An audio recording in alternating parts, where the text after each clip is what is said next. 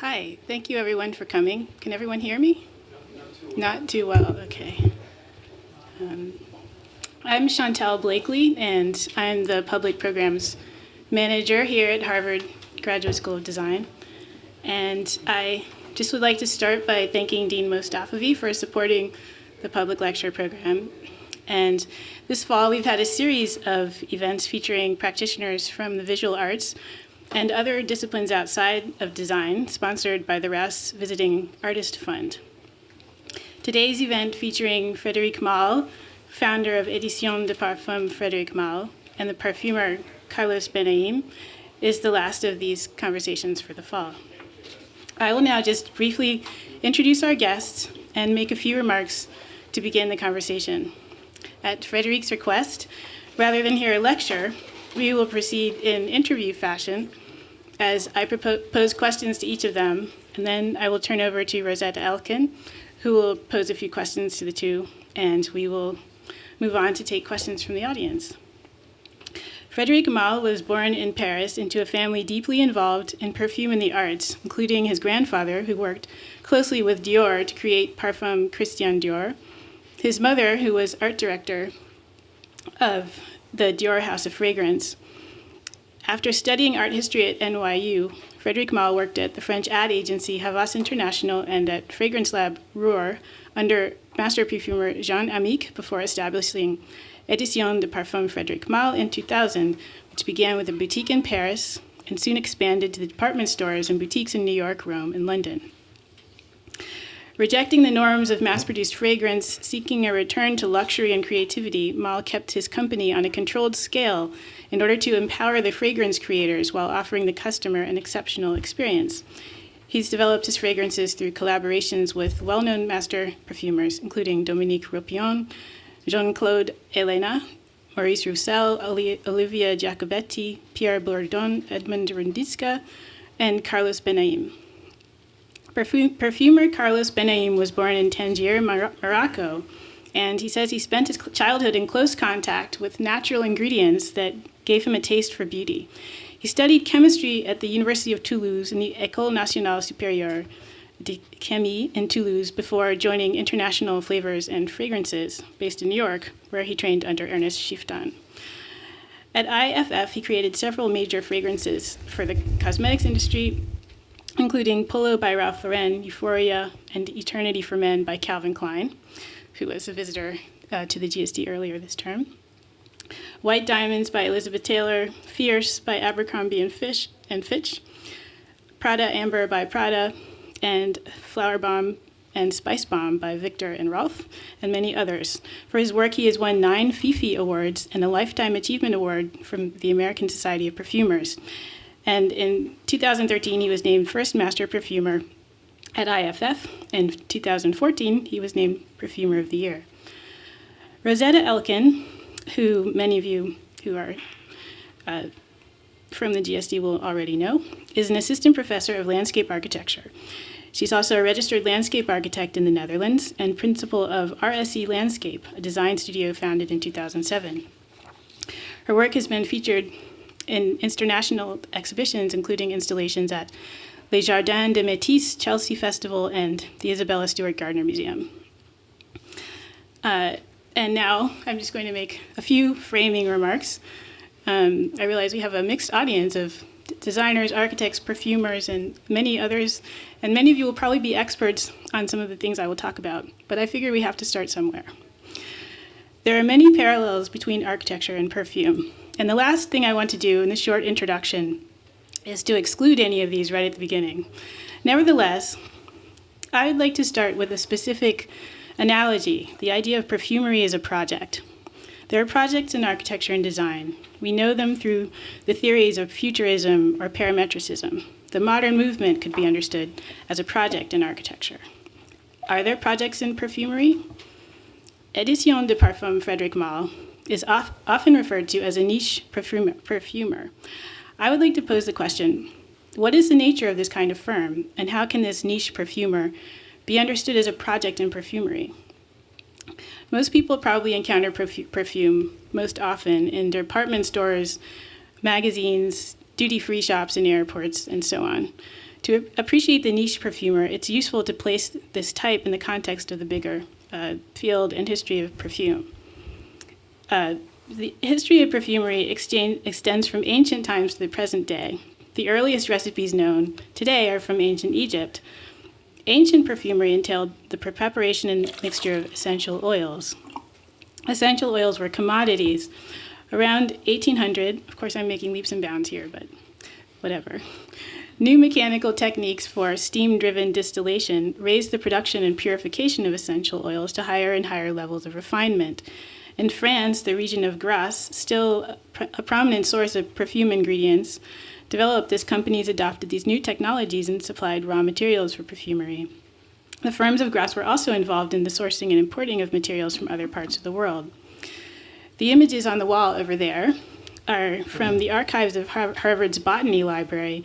They're taken from a Chinese quote-unquote trade book from the 19th century. In ports in China where plants and seeds were sold, merchants had catalogs with exquisitely detailed images to identify their wares. The book from which these plates were taken was actually not a catalog, but just a souvenir that was sold on the docks to tourists, essentially taking advantage of people. But they're exquisitely detailed, and they're a reminder that rich forms of visual culture, and even, dare we say, art, can arise more or less directly out of commercial activities. By the early 1900s, perfumes were sold as commercial products in shops in Paris. In certain arcades, the covered streets lined with shops, perfumes were displayed to a public that was habituated to strolling in the city and enjoying its visual spectacles. A 1907 perfume by Francois Coty was the first to have a bottle specially designed for it. It was exhibited and sold in this context. Perfume, once exclusive to royalty and aristocracy, was increasingly commercially available and also had become a part of visual culture. The introduction of a house fragrance by designer Paul Poiret, beginning in 1910, was the first overt connection of perfume and fashion, at least according to historians looking back from today, in the sense that remains strong today. And an early famous fragrance associated with fashion was Chanel No. 5, which was actually deliberately formulated to be exclusive by being expensive by virtue of the ingredients and the concentrations. And today, Chanel even now sells a highly concentrated version of this perfume for a very high price tag. In the same period, developments in chemistry, knowledge of the molecular composition of scents expanded, and the production of synthetics brought new possibilities of constructing a specific identifiable scent through the use of molecules. So since then, perfume has expanded into a variety of types and creations. With the expanded palette of natural and synthetic ingredients, a perfume is no longer bound in a mimetic relationship to its ingredients, at least not a literal one. A perfume can be designed to represent anything. A related aspect of perfume is therefore its potential for abstraction. Instead of the smell of an actual rose, one might be offered an interpretation or representation of a rose. Instead of a smell of something specific, one might be offered a smell that is not the smell of any recognizable thing.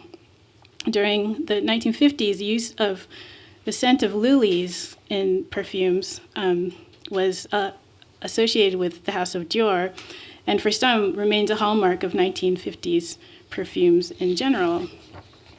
In the same period, perfumery came under the influence of American marketing and advertising, which led to some of the manifestations that are now familiar. This industry applied itself to the construction of trends.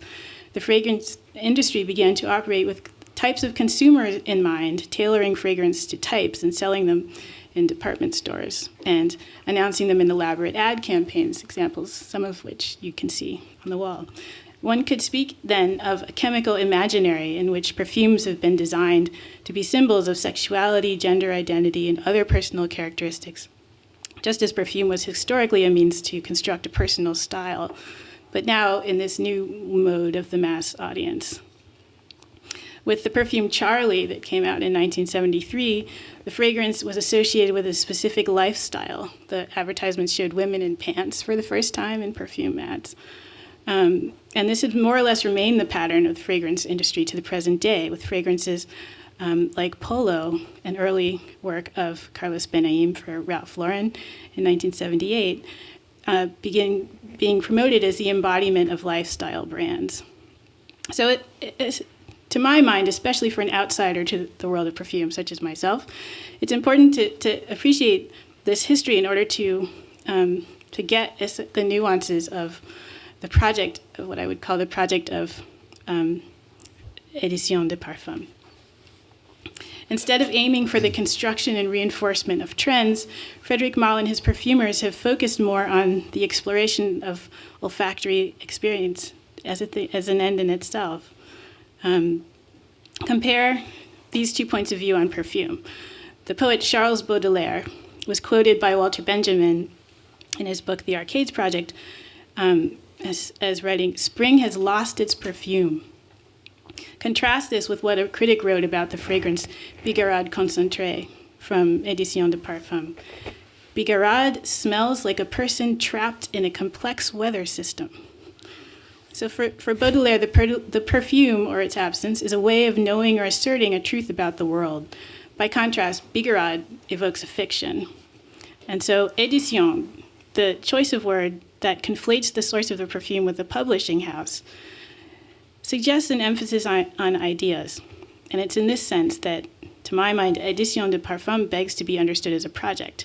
The practice of perfumery has evolved to a level of refinement and virtuosity such that it might now be possible to create a perfume as nuanced and intricate and affecting as a work of literature.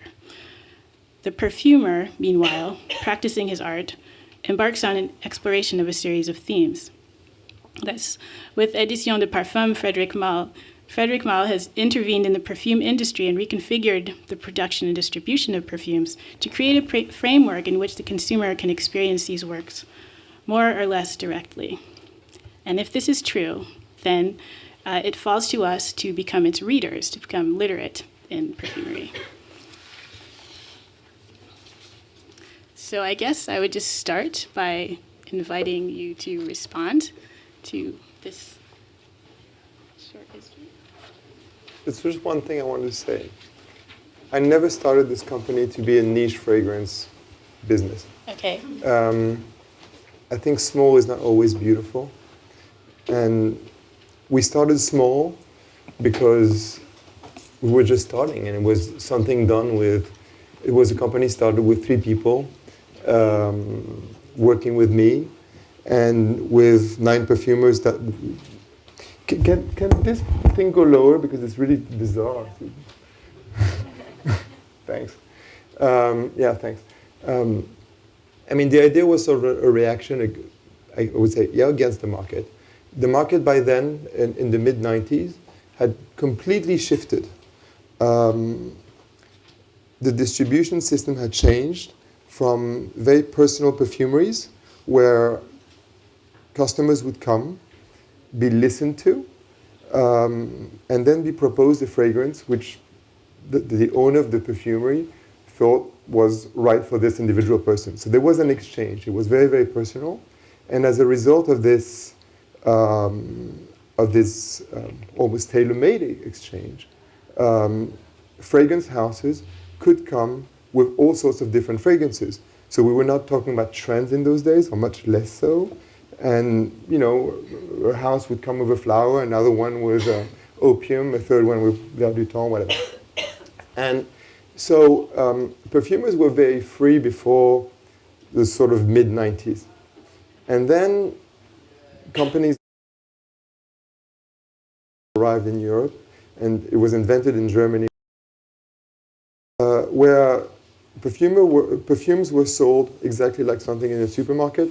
They were classified in alphabetical order on walls, and there was no service. So fragrance companies, I mean brands, had to adapt to that and to make fragrances that were selling on their own. In other words, fragrances that would sort of please everybody. So the people that were in those fragrance houses, I mean the staff in those fragrance houses, that were fragrance specialists, were basically sent to retirement very, very sort of gently, and replaced by people that were specialized in making soap and detergents, cat food, this sort of thing. And then these people had to face the Carloses of that world, and were asking Carlos not to, I mean, we're not working with Carlos to work on a new, interesting fragrance. They were asking them, they were giving them a brief and asking them to do a fragrance which would please as many people as possible. So all of a sudden, I mean, I was on the sort of receiving end of that. I was a consultant in those days after working for a lab, working between these brands and perfumers. And I was asked to do these very, very boring, mundane fragrances. And I realized that the people that I was working with, that were my friends, I mean, the perfumers, were as bored as I was. And I also realized that the more demanding public was walking away from perfume because they had a choice between either buying their grandmother's perfume or their mother's perfume, sort of classics that were very nice, but representing the past, or buying these things, this sort of celebrity fragrances that they had no connection with.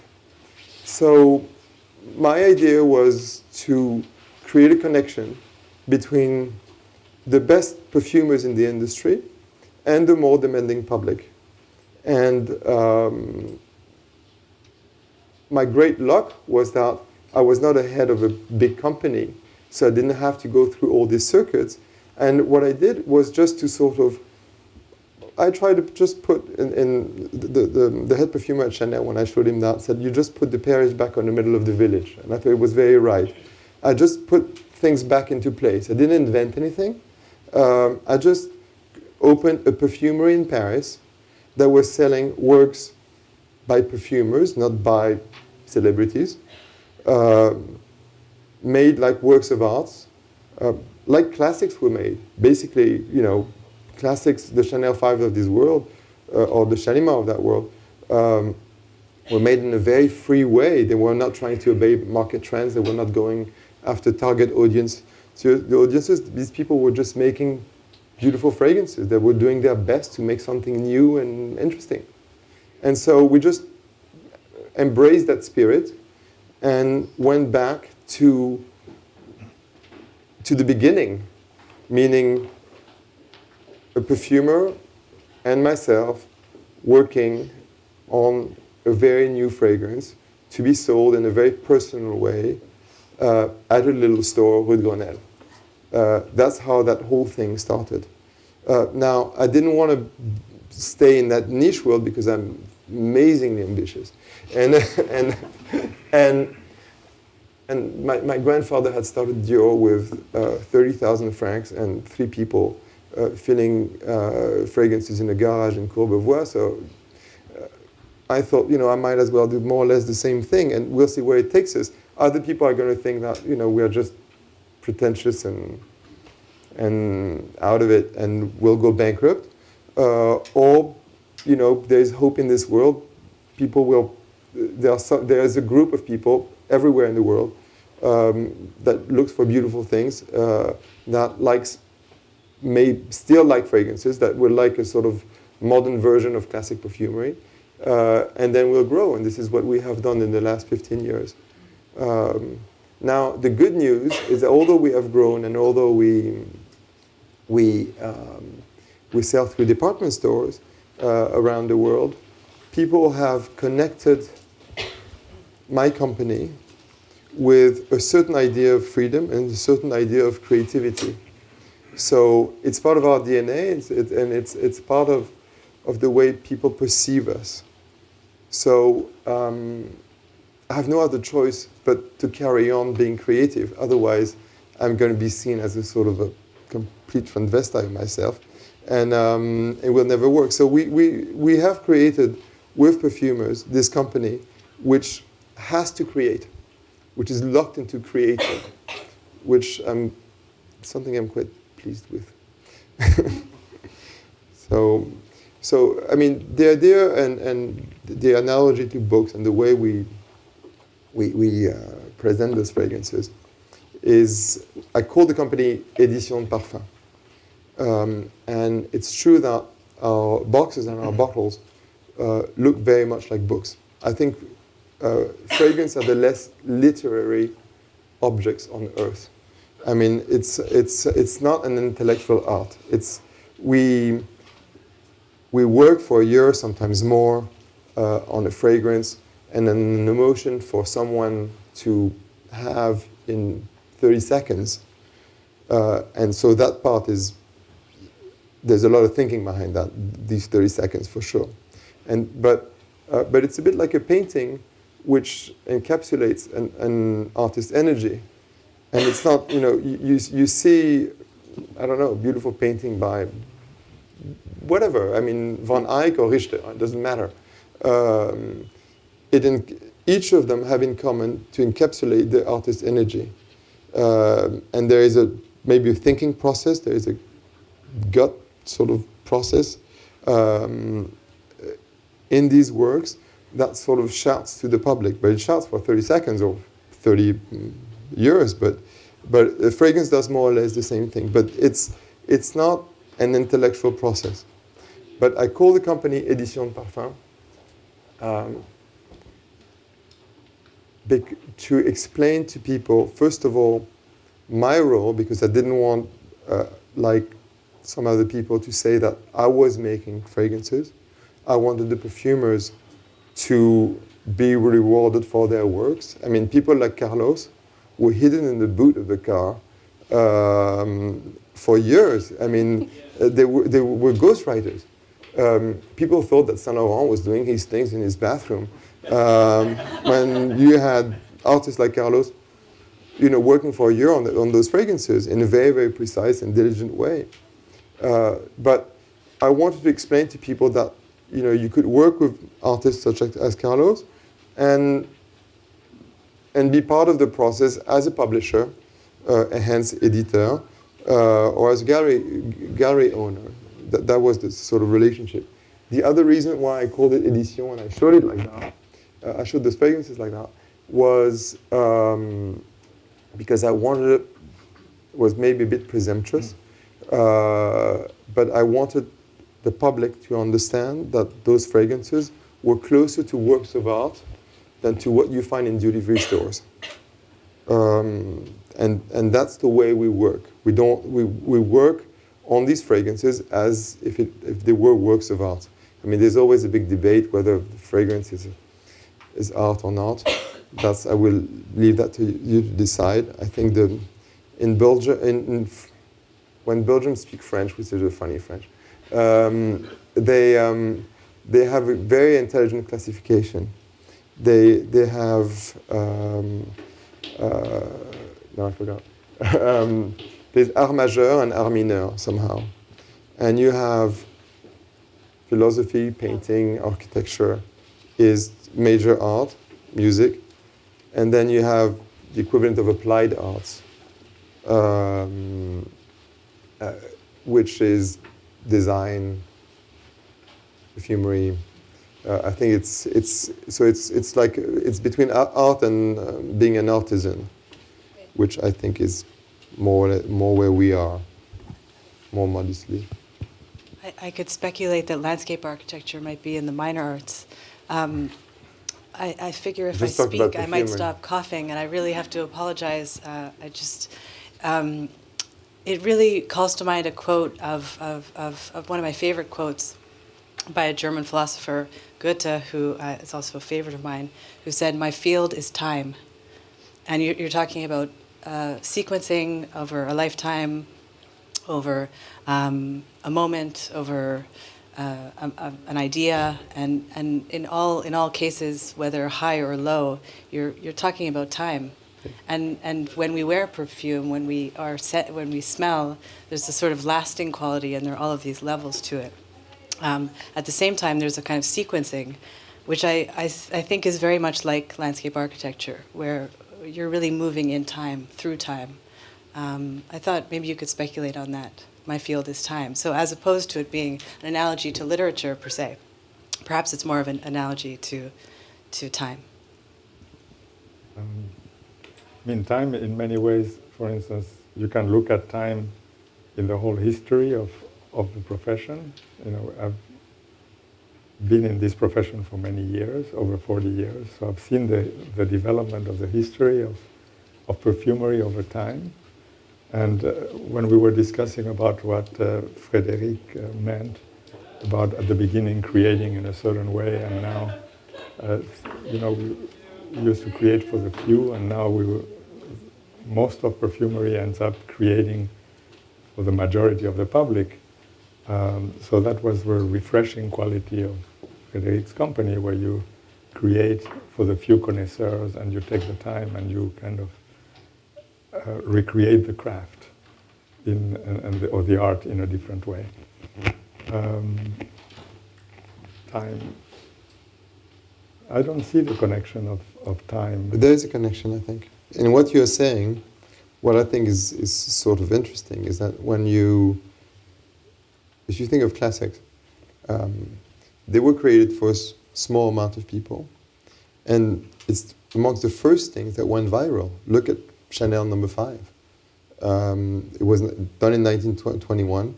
A few GIs brought it back from France, and all of a sudden you have a world success.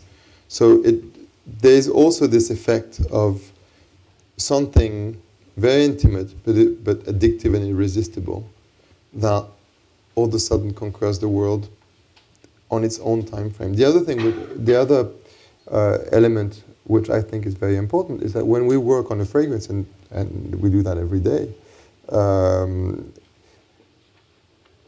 we only think of time, because the way you you compose your fragrance is completely chronological. When you create a fragrance, you know that better than I do, but it's like generally a pyramid of evaporation. You have sort of something that jumps out of the bottle that has a very short lifetime expectancy, very, very volatile. And then at the opposite, the thing that sort of stays on you is sort of like a slow burner. And then you have to create this pyramid, which is this very, very precise progression that takes you from the top to the bottom. In fact, we create for time and space in a way, because when a woman or a man wears a fragrance, what you're interested in is the space that it covers. And that space is measured in feet, in a way, but also in time. Because you're talking about a progression of several hours where the perfume evaporates and changes in a very smooth way, or something that bursts at the beginning until something that stays in a very soft way on the skin. Or actually, the way that we build those fragrances is interesting, because there is a connection with your profession, is that we not only are involved with the aesthetics of what we are putting together, but also the construction of what we are putting together. And we did some studies to try to understand, for instance, when somebody puts some woman fragrance on her skin, what happens to the molecules in the air? What kind of projections do the molecules have in the air? And we did studies, and we were able to understand what goes on when somebody wears a fragrance. So it's a construction of an image, and at the same time it has that time element in it. Yeah, and that speaks to scales of time, in a way, the scale of time. And you referenced that in some of the, sorry, I have candy in my mouth now, of course. You referenced that also in En Passant, and even Angélique dans la pluie. It's like, it's raining now, but how does it smell when it stops raining? Or somehow that the scent when it's raining is a certain time. Yeah. And it's like a picture. And it's and it's the famous Proustian effect, where these are things that you sort of never forget. And then what's very difficult, and then there's another dimension to time, it's language. What's very difficult for most people is to describe the smell precisely. To me, the Proustian effect is very important in a way, because as a perfumer, you have built over the years, since you are a child, you have built a series of order memories that become like your alphabet, in a way. You build all those orders in your mind that eventually, when you start creating in your lab, come to mind, and you are recreating certain aspects, certain emotions in time, certain emotions of when you were a child, certain sense of your grandmother's home, certain Food. and all those, and the food, of course, is always very important, and all that is part of your palette at all times. But en passant, for instance, I had the same childhood memory as Olivia, and that's how we got this idea for en passant. I was at boarding school in a place where there was a big how do you call it? Lilac? Lilac. Thank you. And Gaga. It was a long time ago. Big lilac tree, and I remember there was this week in the spring where it smelled delicious, and we had this conversation. Now, when you talk to a perfumer, you can just say that, but then you can talk in chemical details.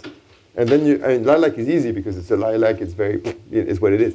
But if it's the smell of, for instance, your grandmother's house, then it's much more difficult to describe if you don't have a perfumer's language. I find lilac very difficult, in fact, because lilac. Yeah, but when you talk to a perfumer, you say lilac. Right.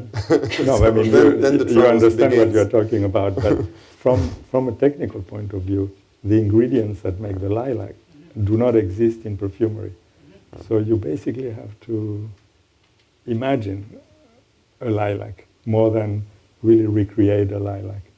So it's every time that I work, I try to understand the composition of everything that I'm doing. A lot of plants can be extracted. Lilac is one of the ones that cannot be extracted. So we cannot use either the ingredients of lilac or the extract of lilac.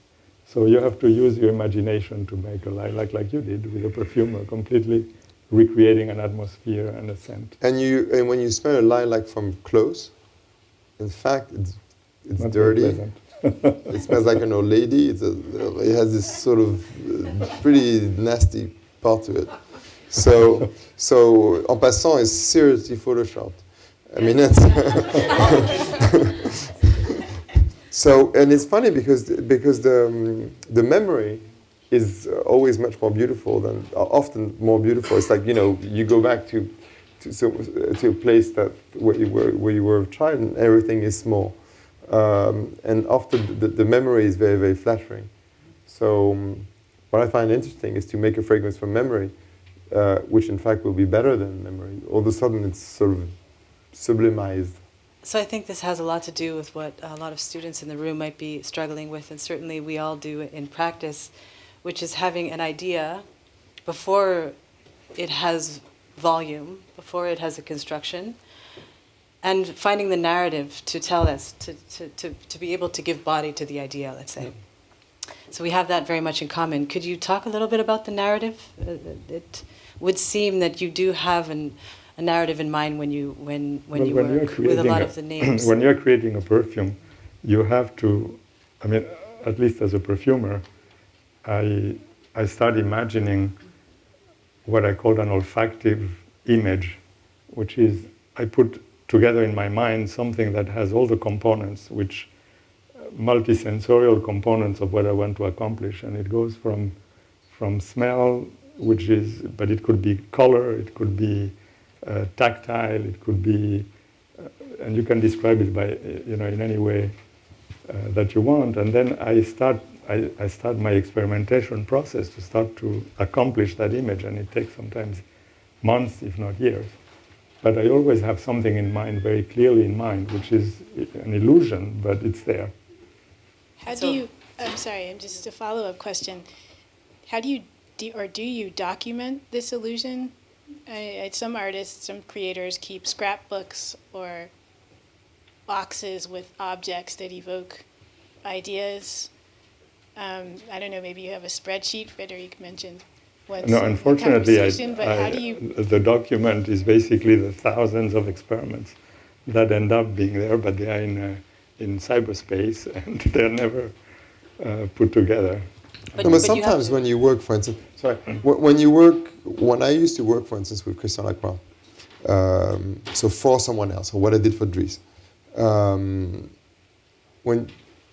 which is a different process than what we do, because we just work together, that's more intimate, I suppose. But first of all, when you work for a creator, for a designer, and you don't have all the marketing contracts and all that I was talking about, you're still in civilization. I mean, because they don't speak our language, you show them images, you create a sort of a mood board, you create an atmosphere, and you try through these images to understand the sort of sensuality that they imagine. And this mood board, whether I show it to Carlos or not, I have in my mind. And it's a way for me to stay on track when we work. So you can document it. But I start with the mood board, for instance, and then I forget the mood board. I just keep on going. so Yeah, maybe, but that's my job, well, to not forget it. that's a good way to segue into how you work together and how you work with different creative collaborations, and also maybe you could unpack a little bit the mood board, let's say, for Jurassic Flower, which is the smell we're all either accustomed to by now or at least familiar with, that's in the room tonight. The way we work together is very simple. First of all, we're friends. So we chat. And we are a bit obsessed by we're geeks in our way, in some sort, and we sort of talk shop a lot. And Right. and so through these conversations, you have ideas. It's like jamming. And through language, there are ideas that sort of come, and Carlos will grab it or just pass, terrified, and it goes both ways. And these things can be a new raw material, because we are part of a business which is highly technological. And this is very similar to architecture. If there's a new texture, an architect will probably be very interested. It will maybe give an architect an idea for a new building or a new decor or whatever. So there are these new textures that are offered to us quite often. Some are very inventive, some are not so interesting, but often it gives you an idea. And a new texture means thousands of ideas or thousands of possibilities to sort of marry them to other things. So we either start from a raw material, whether it's new or not, and we decide to sort of marry them. We can also copy the whole thing or a detail. And the way you create a fragrance, it's like putting slides, images on top of the other. And then you sort of Photoshop them so that in the end, it becomes one consistent image. And so this existing smell can be the smell of any object, smell of nature, so it can be flower. So that's a whole fragrance created by nature, but it's a whole fragrance with a composition. It's not one smell. There are 300 ingredients in a flower at least. Or it can be a fragrance which is already on the market. And then you can, and when you have been in this business a long time, which is our case, and love this business, you know all the classics. Like a painter would know Fragonard, it's that simple. And then in these classics, sometimes, there are little elements that one of us will like, and then we communicate that, and we have this language in common, so it's very fluid. And then from that, you build something else. And no one will know that it's the sort of the eye of Mona Lisa that has been your starting point. But it becomes something completely different. So that's generally how we work. And then at the beginning, we set ourselves in a certain direction. There are a few sketches that Carlos will do, which just to sort of make sure that we are talking about the same thing. And then, it's going back to the time conversation, then begins, once we agree, then begins this sort of long sort of fine-tuning of the fragrance, where it becomes a very rational job. I work in a very rational way, I'm a bit too rational to Carlos's taste. But it's But to me, what was interesting in what you said is that it really connects a lot with the work of the architect. When you see the design at the beginning, all those sketches that come to you, is very much what you do at the beginning, what I start with, and they are very undefined sketches. I'm trying this new raw material that came from a lot of PhDs working on these things, creating new molecules for us all the time. Some new musks, new florals. So we are constantly challenged by those products, and then you have never tried them before. They don't exist. Sometimes you just see what effect they do. And besides that, we have a whole repertoire of the classic extracts of plants and flowers and trees and all those things that we get from all over the world, and that are magnificent products that are some of them extremely rare. Like, for instance, the orris. You're talking about a plant that has to be under the ground for 5 years, for 5 years before it starts to have an odor. Then you treat it for 2. And you treat it, it takes a long, long time to get. They are magnificent odors, and then sometimes you combine these magnificent scents with things that are unknown and totally coming out of the blue, out of a chemistry lab, and you come up with very interesting connections. So that's how we operate. But then once we are set in a direction, it has to become a fragrance, a perfume. And Chantal was referring to this man that I learned my trade from, who is called Jean Amic, and he used to always say something that it took me years to understand. He says, "Oh, it's a smell, it's not a perfume." And you're like, 25, you're like, "Oh, really?" And then, I think it's good. And then you have to make sure that the fragrance connects with the skin. You have to make sure that it's not just a pretty odor, but something that becomes human. Very emotional. The whole experience is very emotional. You really have to connect with it in a gut way, or just otherwise it's useless in a sense. And then there is also the technical aspect. You have to make sure it diffuses. You have to make sure it lasts. Right. Sometimes That's the difficulty they're great for an hour, then they disappear, then they come back. Yeah, the creation of having something that consistently emits from the skin for hours. Gradually, and is aesthetically, interesting all along, is really an art. And there is no recipe to achieve it. After so many years of work, you would say, okay, you should know what you're doing. But in fact, every time it's a new ball game, and you have your tricks, like architects have their systems of how to make certain things, but it's a constant rediscovery, constantly new elements. So we talked about the difference between perfuming the skin and perfuming the air. And tonight, of course, maybe some of you are perfumed on the skin, but we're sharing the air. Could you speak of the challenges of perfuming the air? Well, when Frédéric came to me to work on these fragrances, it was something that basically I had never done before, which is working on candles to perfume the air. So it was a new field. It was very interesting to me because I work on men's and women's fragrances at a very, like elegant men's and women's fragrances. And all of a sudden to apply that technique, that art to a candle. And so that was the point. and when we did it very successfully, so I took it as a challenge and I went right into it. And we learned together, And, but I had no idea. I'd never made a candle in my life. So and the result was very interesting because it took from it came from a whole different point of view.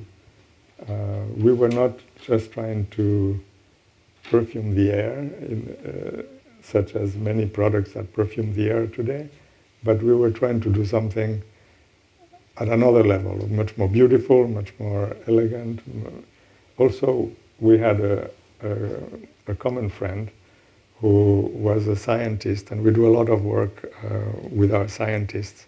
And this man had discovered a method called living flower technology.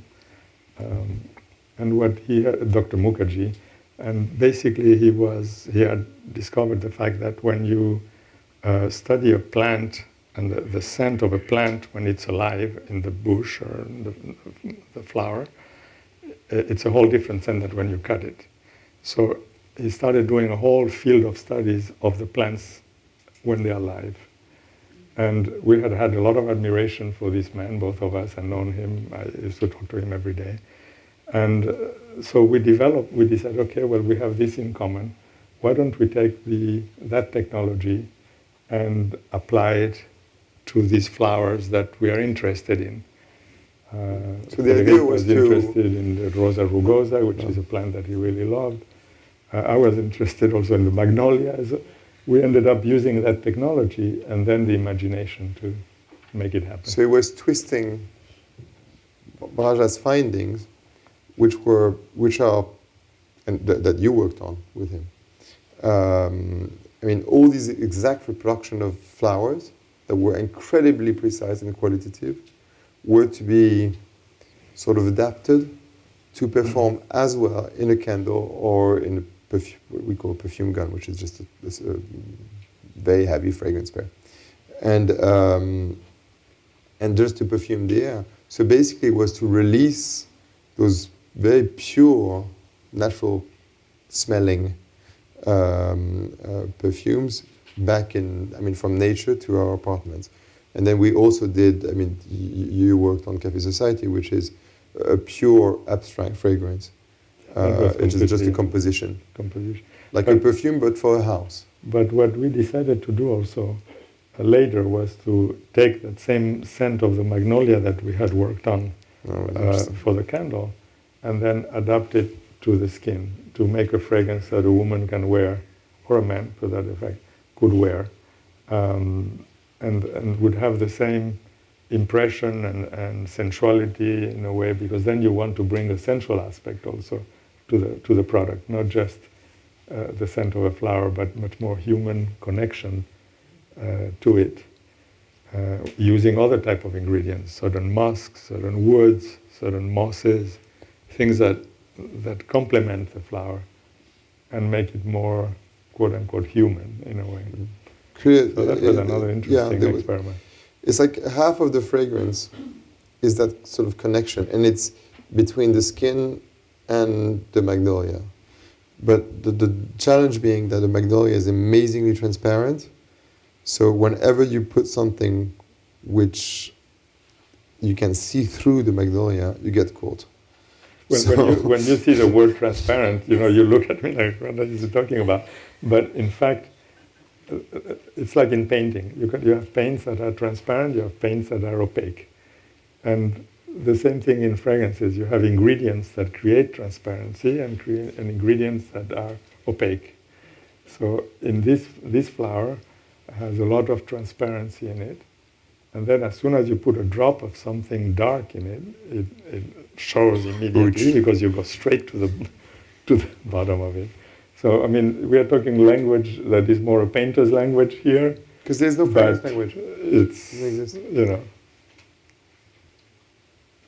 It seems to me, I want to open it up a little bit because I was really glad to hear that really, as opposed to a slideshow, as opposed to a lecture, as opposed to a more normative form, we really just wanted to have a conversation. And that came from your suggestion, Frédéric. So thank you for that. And so in the spirit of conversation, perhaps we could open it up to a few questions and then, continue on different tracks. Yes, maybe if people have questions, we could hear maybe 2 or 3 and then give them And then a chance to respond to Verse a bit. pick one. How important do you think it is to include the familiar in the fragrances that you create? Okay, and there's another one over. Oh, Hi, Hello. my name is Frat Gura. I'm from chemistry. So could you walk us through actually like creation of a fragrance?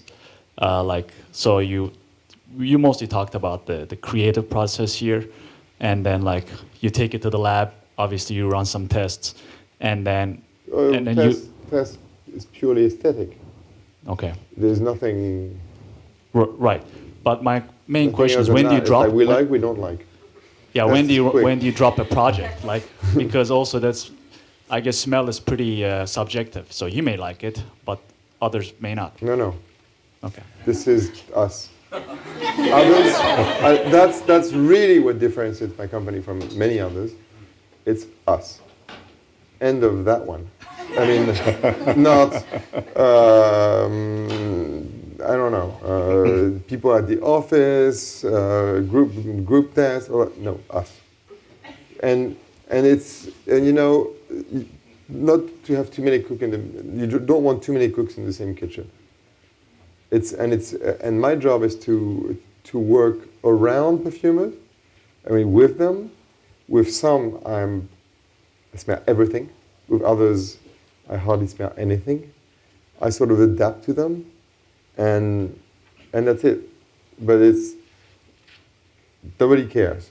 I mean, we don't care about whether people like it or not. We are convinced that we are good enough. It's very pretentious, sorry. And that we know our business well enough to come up with something which is very, very good. Now, also the way this company works in terms of marketing is that whenever we launch something, because it is different and because it's very good quality, whether one likes it or not, people are going to be curious and come to our store. If they like the fragrance, great. If they don't, they might like something else that we have made over the last 15 years. So it creates a little movement. And some fragrances are a complete home run commercially. Some others are not. But then we go on.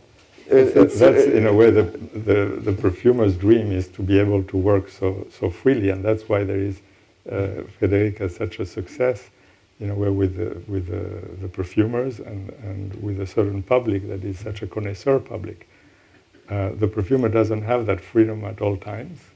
In contrast to what we do with Frédéric, when we create, and this is answering your question, you have to take into account the familiar. In any fragrance, in my view, you have to take into account the familiar. You cannot be completely different, because then it's bizarre in a way, and then there is no connection. No connection, no emotional connection. So what we do in terms of creative process is that we are constantly also, with you, it's great. I discuss it with you, and I don't have to deal with the driver, with the maid, with all the people that give their comments when it's somebody. You just have the somebody butler. else's friend. That's enough. No, So I'm in a joking. way- But to answer your question in terms of process, the way it works, we discuss. Carlos writes a formula. The formula goes to a lab. It's a spreadsheet with the name of the ingredients and the dosages. Carlos's lab, meaning 2 people weighing, mixing ingredients, come back with a sample. We smell them. We screen them. The way I generally work is that, it's the way I work. I don't know how others do it. We screen them together. there are some that we like better than others. These I take with me. I smell them, I review them a few days later when they are more macerated. Then I remake a selection out of them, and then I try them on my skin. And then again, if I have a doubt, but generally I always do, I take the one that I find the best, and I spray it on someone around me. Not to see if that person likes it, but to see if it diffuses, and to see what it does. And also, when you smell things in sort of a perspective, with distance, you have a much better idea of the whole thing. It's as if you were stepping back from the building you're building. I like also to spray the fragrance in the air in a room and just walk into that room and get the feeling of the overall fragrance. Not just the top or the middle or the back. When you put it on your skin, you are smelling the stages, depending on the time that you smell. When you spray it in a room and you walk into a room, it's like you throw something against a wall, you get the whole thing. And that gives you an idea very quickly of what the general picture is. You don't have any idea of the structure of it. The structure you have to put on skin and wear it to, and of course if that's a man or a woman's fragrance, you have to wear it. Of course, when you wear it on yourself, you have a good idea, but if you smell it on somebody else, it's even better. Because then that person has to create an aura around them, and then if you feel that aura, then you understand what it is that you like in the fragrance. And then after that, so you know the whole thing, we do that until we're done. And then there is, in today's age, it's a very heavily regulated business. So we make sure that the thing that we are doing is legal, because there are some ingredients that are very limited. Some now are forbidden. These we don't use. But we are self-monitored. Self-regulated. Thanks. Business, and now, the business is sort of ahead of the law, but generally Europe and Asia is turning our regulation into law. So we are very, very careful to make sure that what's in the fragrance is absolutely legit. We have a lot of people working on that constantly, meaning every time we create things and we are sending them, they are checked by all these toxicologists and all these people to make sure that. Yeah. And then now, by law, you in Europe, you send it to a toxicologist that tries it for a month on whatever people that get rashes and all sorts of wonderful things, and immerse them in the fragrance. And if they get a rash, you're in trouble, but generally they don't. And then there is stability of the fragrance. So you have to make sure you test those fragrances for 3 months to make sure that they don't turn brown, yellow, whatever. Don't flocculate. Everything can happen with one of these things. Many people decide that they want their fragrance to look pink, which is always a nightmare for the perfumer, because all your ingredients are natural. Many of them are natural. They are extracts of bergamot from Italy, lemon from Sicily, rose from Turkey, and all those things have color. The rose is like orange. And we have a whole series of processes, molecular distillation processes, to eliminate color. And we are able to create gamuts of products that are without color. So that's another technology. We do it in the south of France. We have a company in Grasse called Laboratoire Monicremi that does that. And using molecular distillation, we are able to deal with color. So it's very complex. It seems like a simple industry, but it touches a lot of complex areas. And then you have the compatibility. You have to make sure that the fragrance agrees with the plastic that you're using for the cap, for all of this. So all of that, there's this chemical aspect to it. So when you're done, you're not done. That's the final world. Once I had a situation with and I would mention a very famous designer in the 80s, and I had made a fragrance for this designer that looked like a hand grenade, bright red, and it was a beautiful bottle. And the fragrance had a lot of natural ingredients in it, but they had forgotten to do the testing that you're talking about. And so they put it in Bloomingdale's, and when you open that bottle, the connection between the rubber of the gasket and the fragrance, which was a beautiful lavender top note, whatever, was like terrible. And that means they had a major disaster in their hands day one for not having done what you did. So now we are everybody's is sort of very, I mean, even smaller companies like mine, we're extremely careful about that. Having said that, when you have a company which is turnaround perfumers, you don't put colors, you go the easy way. This is, I mean, that color thing is it's for a different business, really. But you have to deal with it. I have to deal with it. So, I have a question about the difference between using natural ingredients, flowers that are, incredibly complex mixtures of lots of different compounds, versus synthetic you already compounds. answered. Well, actually, in the old days, we used to use a lot more of the natural ingredients. If you look at the old formulas of sheep eau de coty, of all these old formulas used a tremendous amount of natural extracts by alcohol or natural extracts. Those natural extracts became extremely costly because naturals are extremely costly. To give you an example, the rose from Turkey that we produce and that we distill could be easily $10,000-$15,000 a kilo. A lot of petals. The extra. Few petals. So the only way to create is to have combinations of naturals and synthetics. And sometimes the synthetic can give you a lot of modernity, something really different.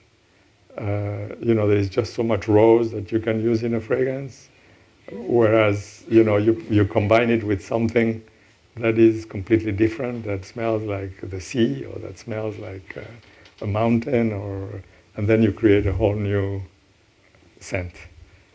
And so we work in the combinations. But it's not only money, I think. It's when you No, but the originality Yes. also.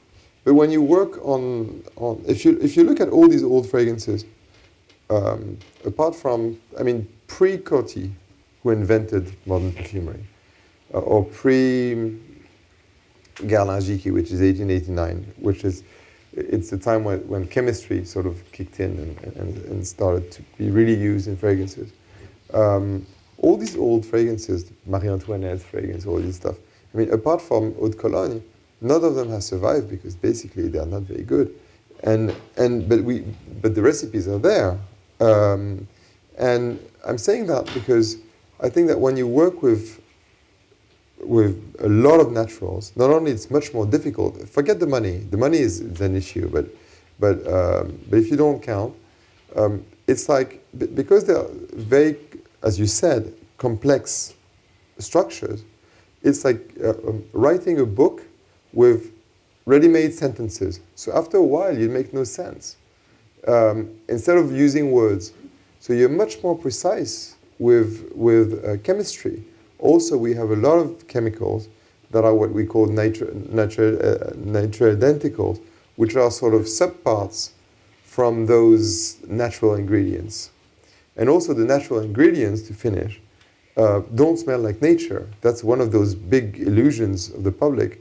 They smell like cooked nature. It's like jam to strawberry jam. It's not strawberry. It's not your beautiful strawberry that you're going to use. But on the other hand, I tell you, when we work in your fragrances, I think that one of the exciting things is the freedom that we have to combine the two of them and to use naturals in a way that has never been used before. And even in larger amounts, because we have that kind of freedom. And I personally because the enjoy 10% that a of lot. rose, we have that in some Right. fragrances. So that kind of thing is very unique. and create the uniqueness of your Yeah. brand also. Yeah, it's something at the beginning that Pierre Bourdon actually found, and that was which became a big part of my brand. But that's an anecdote. Is that he was so Pierre Bourdon did Cool Water, which has been copied thousands and thousands of times, and he didn't want to be copied. He was very paranoid, and he says, "I'm going to put a key on the middle, which no one can use because they won't have the money and they won't have the skills." And he made something around iris, speaking about iris, Right. and where there's a big chunk of iris, and if you take it off, the whole fragrance collapses. And a lot of the fragrances that we make, because I give you guys freedom, are made like that. Not all of them, but there are big chunks of naturals that are very, very expensive. And if you Right. take them away, it takes all the charm away. So It's that's the side it's thing. that combination, really. Hi. I had a question. You mentioned earlier about volatile top notes. Yes. And when you were discussing the drugstore fragrances, I think one of the things that can be agreed upon is that the top notes in drugstore fragrances are kind of like gotcha scents to try to get you to buy the bottle. Yes, And but this antici- has been like this since the beginning of time. Huh? So what's your relationship then with volatile top notes? How do you approach a volatile top note or even just a top note? I am very much in the got you business. Don't think I'm much more a saint than I am. I think one of the great difference between these old fragrances and modern perfumery. People talk about trends. I don't think that they are trends. We have different fragrances coming at the same time. But the difference is that technologically they are much more tuned. And we spend much more time on details. And so that the fragrance is good at every level. So it's true that in the old days, people had more time. People expected less from technology. Today, because we live in a digital world, every single little zit somewhere is being pointed out. And we always expect to have perfection. So it's the same, it's in the way you do your makeup in the morning, you do your apartment, everything has to be sort of perfect. And it's true that we're more demanding. And so when we work on a top note, Carlos knows that.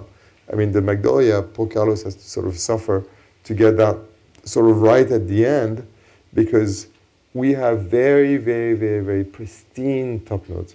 This being said, and I think this is your question, the difference between what you call drugstore fragrances and what we do is that we have no limits in terms of time and also money. And so we concentrate on the whole thing. And we're a big megalomaniac. What we're trying to do is the classics of tomorrow. So this is the aim. And so whenever we commit to making a fragrance, we want it to be as beautiful as it can be for that type of fragrance. When they make a drugstore fragrance, they have to pay the star. They have to pay for the advertising campaign. They have to pay for all of those. So the amount of money which is in the bottle is very reduced. And because they want to catch the customer, what you smell on top is generally where the money is. And then it sort of fades. So my approach is exactly the same, except that the real answer to your question is that my approach to the top note is the same as it is to the bottom notes, where they sometimes forget the bottom notes. That's the thing. I mean, I'm a kid from the 70s and 80s. I was brought up in this business and started working in this business in the 80s, at a time where fragrances had to last for 8 hours. And that's what I do in life. But you need both. When you're talking about the top notes, Yeah. you need basically, it's like when you meet somebody and you say hello to somebody, you have that first impression. And of course then it has to prove itself. But that first impression is key, otherwise you don't You need even it. call back. But before people were looking for depth in people, the people in fragrances, people didn't care. Those fragrances sometimes took 5 minutes to take off. So how do you reconcile the familial with the gotcha? But that's my work. Yeah. It's a very interesting question. And I think to this question you can add another thing, which sort of we were talking about that sort of haunts me, is when we make fragrances that are very, very familiar to us and that we think are absolutely beautiful, but that are not part of life today. This is another thing it's one of the big things. When you make a fragrance which is like a museum piece, except that people don't live like that anymore. People don't have 20 servants. People don't walk in the same way. People don't wear very thick clothes because there are beautiful modern synthetic that are much more pleasing. So there is that. And then you always want something where you feel comfortable. So the question is, what makes you feel comfortable? At the beginning, when I started this business, I was always trying to make very, very beautiful fragrances, but very almost austere. And then a perfumer explained to me that you had to be comfortable watching your TV with that fragrance on. And I was always making this sort of haute couture type of thing, very spectacular, the sort of walk in. And but then in front of my TV, it's true that the fragrances, a girl would not watch TV with that thing on. And so it's that balance, and there's no answer to that, but it's experience. But talking about familiarity, there are certain flowers that are iconic, that are, that have existed forever, and you can take that flower, and you can take 10 perfumers, and you can say, okay, draw me that flower. It's like you take a model, you take 10 painters, you say, okay, draw me this woman, and you'll get 10 different things. And they could be as beautiful or as ugly as you want. It goes the whole spectrum. But it's still an orange flower. It's still a lily. But it can be interpreted in completely different ways. That's why it's interesting to work with good perfumers. You better take the ones that make beautiful renditions. But it's familiar in certain ways, and yet it's treated completely differently. If I could interject a little bit to that. One of the things that I thought when I went to a boutique in Paris in 2001 was... Wow, that was early. Yeah, we chatted for like 45 minutes. Was that you had included, as I recall, like the scent of bubblegum in Cologne Bigarade, I think I recall. It was on one of the cards when I first got there. That was your and it was the scent of Paris subway or something like that. I thought that was included in one of the articles that I read. No? Not in this one. No? No, bubblegum is something that... There's a bubblegum in France that smells of strawberry, called Malabar, which is part of my thing. And funnily enough, that smell is a little bit in Colonia Delibile, but Colonia Delibile is this year. Oh, okay. So in Bigarade, Bigarade was a different story. Bigarade was actually quite familiar, but it's a funny familiarity, because Bigarade is the result of a conversation with Jean-Claude Helena, where we were both, for different reasons, great admirers of the work of Edmond Rudnitska.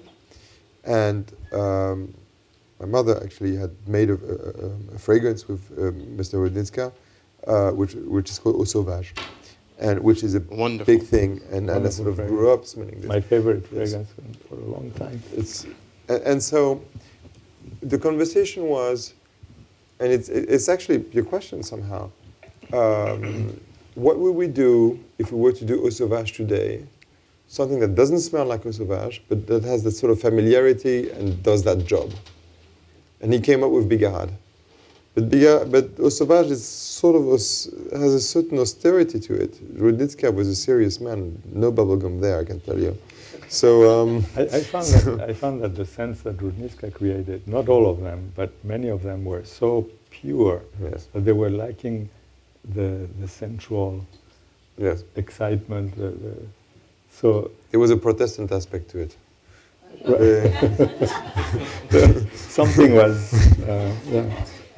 But always admired very much his technique, very much. I also had a question about volatile top notes. I was wondering whether it seems as though all the floral and vegetal notes are always the ones that one puts on the top, and then the more earthy ones are always the note de coeur. And I was wondering whether there is sometimes you find instances in which you can reverse this hierarchy between the more vegetal at top and the more earthy at the bottom.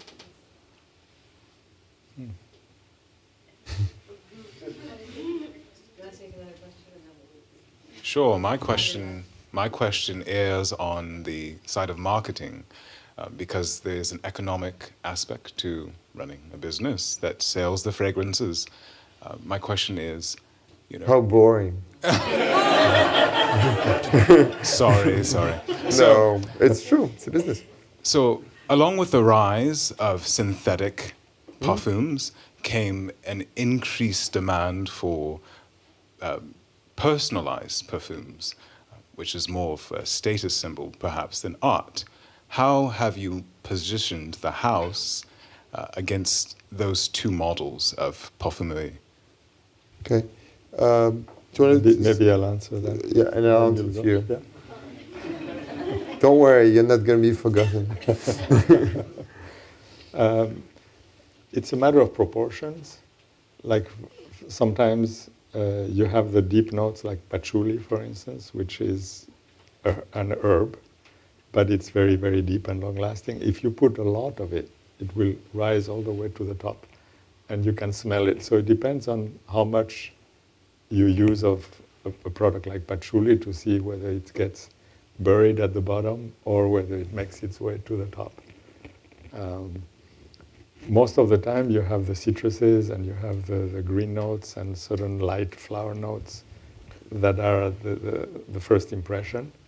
And as you say, the woods and the musks are at the bottom, but we have created musks that are extremely explosive, and if you put more, you'll smell them right off the top.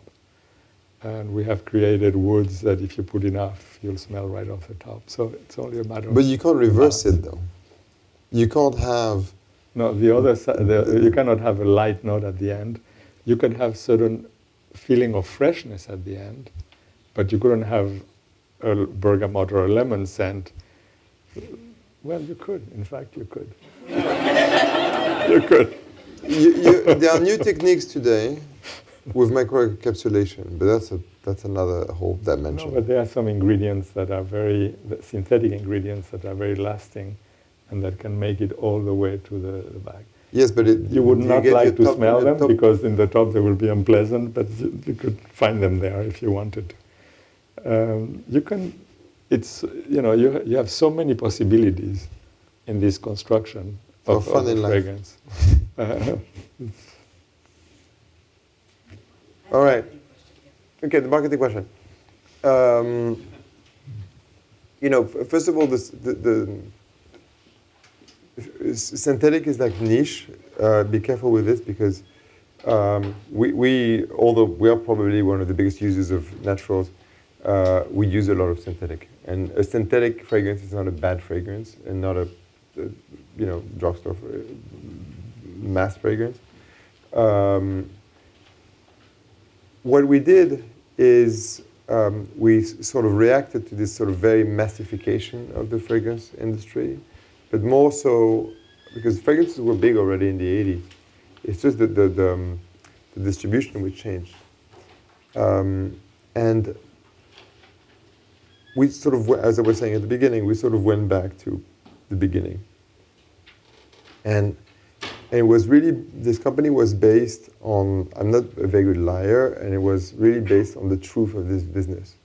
Or what I thought was the truth of this business, which is, the important people are the perfumers and the ingredients. And you use the same amount of time to make a fragrance for one person or for 1 million people. So when you create a fragrance, you create one recipe. Now, one of the problems today is that you have a lot of people that have a bit of money, a lot of money, and have zero culture, and want to have the best of everything, except that they don't know what the best is. And so they come up with these very silly ideas about luxury, and they want and everything has to be about them. So it's a blessing for people that create that bespoke idea. Now, if you think of the great times of the 1920s, where you had people having the best architects doing their houses, the surrealists working for them, Bugatti making their cars, hundreds of people working for them. They were going to Guerlain or to Coty like everybody. They hardly had a made-to-measure fragrance. And made-to-measure in our business is something which really doesn't really apply. But you have a few made-to-measure houses that are specialized in very rich people with no knowledge that want something which is theirs. And just to say, it's made for me, that's worth anything. And so these people are generally perfumers that don't qualify to be part of labs like IFF or Givaudan, where Carlos works. So you're talking second, if not third division. You're talking very low in terms of technique. And I don't know, they sort of manage generally to have recipes or vague recipes for drugstore products that they tweak, but even I could do that. Something to create a fragrance for somebody, and I had to do some of those work like that. To create a fragrance for somebody takes a tremendous amount of time. If you start thinking about the amount of time that I spend with Frédéric, for instance, to do Eau de Magnolia or to do the Jurassic flower, you're talking about over months and months and months of work with hundreds of experiments done in my lab, smelled, studied, redone, etc. Does anybody who creates a fragrance for somebody like that spend that amount of time? No, but they don't know. They don't have the technique either. And that's the time and the technique. So basically, these people those customers are getting generally a sort of twist on a bestseller, which is theirs. And I don't think that it's very interesting, and I think people are more and more knowledgeable about the business, and they understand that it's probably better to buy a fragrance that you share with a few other people. That is the best you can get, done by the best perfumers. And it's not just my company. I mean, there are new collections now that have sort of followed our footsteps that are very good. And it's much more interesting to buy amongst these type of brands than those made to measure, because it's really not adapted at all to our industry. And the people that are doing that are often con artists. Sorry. Well, does that, I have two questions. Does that, okay, the status symbol does not necessarily imply quality, but in and of itself, if one were wearing a fine fragrance that either one of you gentlemen have created, in and of itself, it's bespoke because it's going to react and interact with one's personal chemistry. Yes. So it becomes one's signature. It might slightly be recognizable, but... And you know what? To add to what you're saying, and I 100% agree with you, I think fragrances are like colors. Some colors agree with some people, and some colors don't agree with the same color won't agree with another person. And sometimes, I mean, so many times I've seen someone buying a fragrance because he or she smelled it on his or her best friend, and that they want to smell like. And on the best friend, it's delicious, and on that person, it just smells wrong. And it's a beautiful fragrance, except that it's not for them. And they should have bought another fragrance, which is more them. But fragrance is the invisible accessory. Yes, but it's it goes. It's an invisible accessory, but that works like a color, paradoxically. Okay. It works or it doesn't work, and then it shimmers in a different way on different people. It agrees or doesn't agree, and that's why it's so difficult to to offer a fragrance to someone.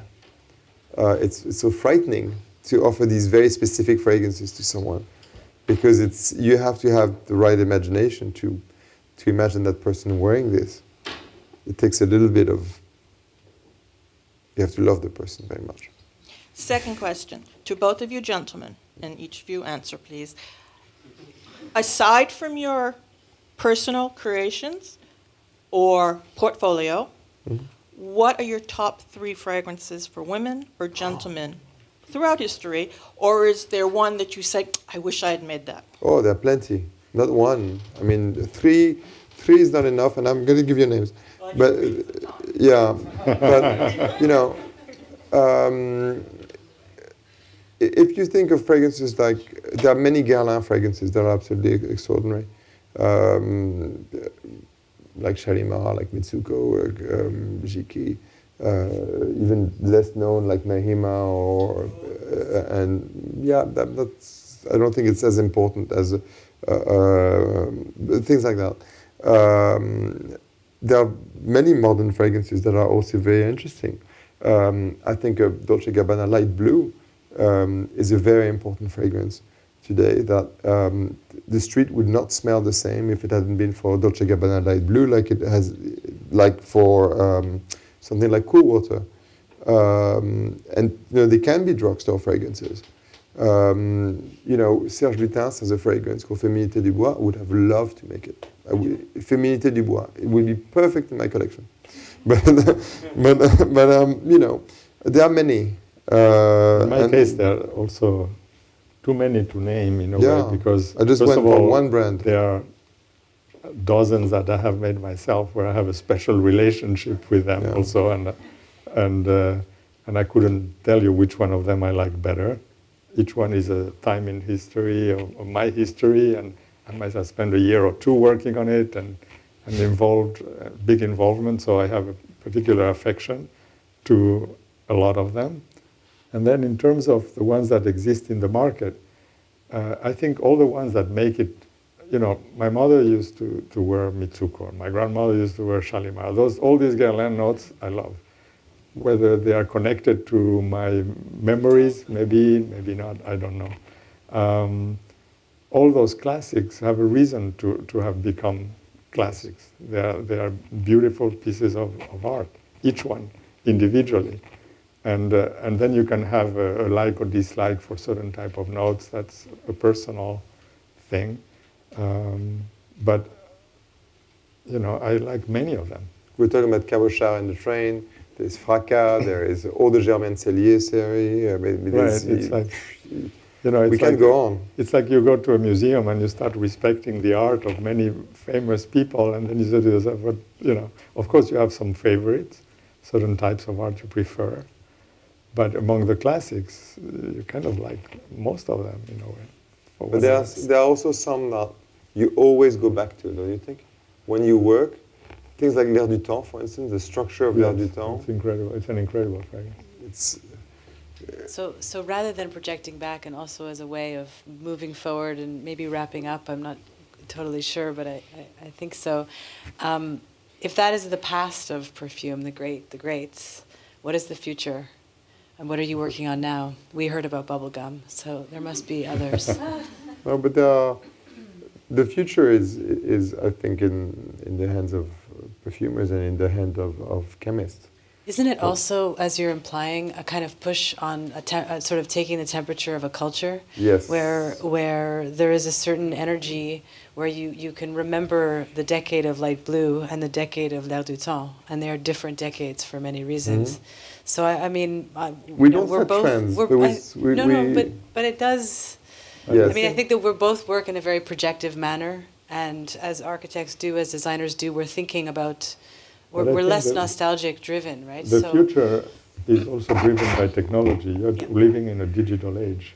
You're living in, and fragrance is catching up to those ages, and people are working on that. And eventually it will be part of the fabric of the world around you, in the same way that you're in a building and you are touching, you're looking at the colors and you're looking at the fabrics, and you're looking, you know, you will have the sense that are somehow part of your experience. And that's the future. Fragrance never says a trends, but they always react to trends. And they are very, I mean, every, not even decades, every 5 years you have different sort of colors of fragrances. And I think that they are very interesting, and they are very also interesting to see in hindsight. Give you one example. Many years ago, I was in college in New York, and I saw this girl crossing Madison Avenue wearing Giorgio. I was like, whoa, and in love already, and and which smelled so modern. There was like this completely unsmelled sort of take on tuberose, and with this sort of green effect, and I thought it was amazing. Now, when you smell fragrances of that time, and I smelled Giorgio not too long ago, it's an ugly, cheap, dirty, greasy, ugh. And you see the Muzak, which is in the back, because a lot of these fragrances are built on top of a sort of Muzak of that time, which you don't hear anymore because you are immersed in this all the time, and all you see is the little what was the difference with the Muzak. But then 25 years later, 30 years later, you smell the thing again and you see it with a different eye, and all you see is the time. And I think it's very interesting because it's the 80s that jump to you. And they were dirty, like, and you just didn't realize. I think it's really beautiful the way you borrow from the past and yet you project the future. I think of, I mean, I mentioned it before, but Lipstick Rose. I didn't quite finish the conversation, we were speaking beforehand, where when I first put it on, I thought, no way, this is not for me. Perhaps it was the gotcha moment, which was not a gotcha. But later on, but I must say later on, it was fascinating to me that it reminded me of so much that I could sit with it. And I could travel in time, let's say. It was very reminiscent of a particular moment in my life, which I hadn't thought about in a long time. And so this ability to evoke the past with a very new scent, I think Portrait of a Lady does that as well. It's kind of has I don't have the words to describe it as you would, but it pulls on the past and somehow brings you forward. But it's modern, and that's the magic of this thing. Mm-hmm. Exactly. Well, when we launched it, I didn't know if it was not too much in the past. So is it? I don't think. No, but it's perfect. It's one of the fragrances that I'm very close to, but I don't think it's too much in the past. I think it's quite modern. I don't know how you see it, but it's absolutely. But there are some elements of the past, of this great elegance. But it's wearable today, and that's part of our. It's the editing job. I would just maybe like to say that when I first smelled Portrait of a Lady, I didn't really like it. But then top notes again. It just, I think it felt really big, like a big scent to me. It is. And then I tried it again, maybe 3 years later, and it felt transparent.